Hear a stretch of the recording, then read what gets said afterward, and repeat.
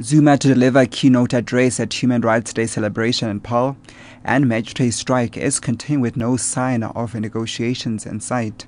I'm Lebo Chankala with this news update. President Jacob Zuma is to deliver a keynote address at the Human Rights Day celebration in Paarl in the Western Cape.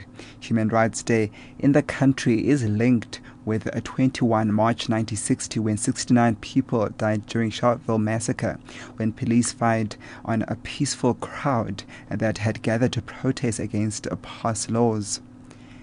The nationwide protest by magistrates is continuing with no sign of negotiations in sight.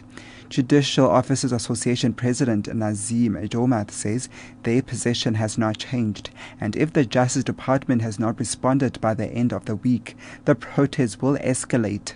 Jomath claims 70% of courts have been disrupted by about 1,300 magistrates striking since Monday. Magistrates want a single pay structure for the judiciary, one that will have their salaries and benefits put on the same sliding scale as those of judges. The average of consumers falling into debt has fallen from 42 to 34.